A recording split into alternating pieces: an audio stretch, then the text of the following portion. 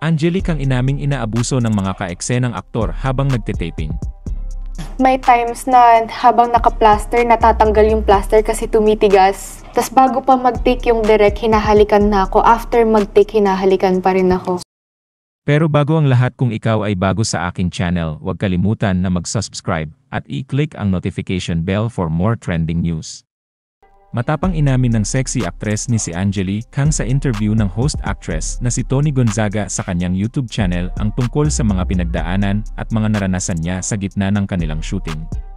Marahil marami na ang nakakakilala kay Angelique Kang dahil sa paggawa ng mga pelikulang hindi angkop sa mga batang manonood at isa rin siya sa itinuturing na pantasya ng bayan dahil sa kanyang mga ginagawang pelikula.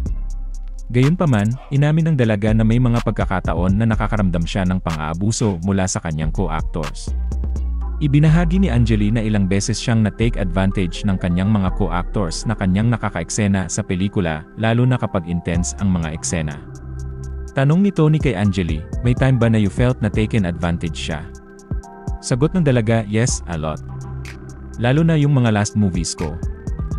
Ayon kay Angelique, hindi raw kasi maiiwasang madala sa eksena ang mga lalaking aktor kaya kahit may plaster ay may pagkakataon daw na natatanggal ito kapag tumitigas.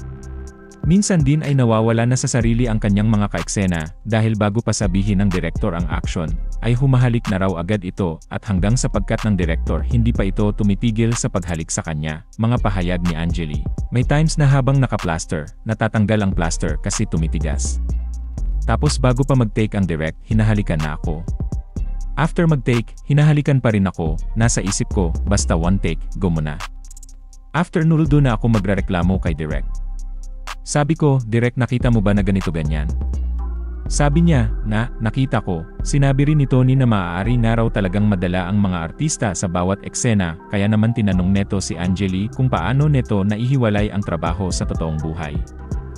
Ayon kay Angelique, ni minsan ay hindi siya nadala sa eksena dahil maliban sa alam niya raw na trabaho lamang ang ginagawa niya, ay may mga tao rin naman na sa paligid nila na nanonood habang ginagawa ang eksena. Mga pahayag pa niya, mag-work, nasa isip ko talaga work to, while doing the scenes, madaming tao lagi. Cameraman, siguro 2 or 3. May audio pa, nandyan pang director, kaya never po akong na-carried away. Samantala, sa kabilangan ng kanyang trabaho, inamin niyang tanggap niya ng sexy star ang tawag sa kanya. Ngunit nagpapasalamat siya sa kanya mga kaibigan at mga taong nakapaligid sa kanya na hindi ganun ang tingin sa kanya kundi isang tunay na aktres. Ayon kay Angelique, wala naman umunong problema sa kanyang tinahak niyang karera, lalo na at alam niya raw na naghanap buhay lamang umunod siya at tinanggap na rin ng kanyang ina ang kanyang ginagawa at suportado rin siya nito.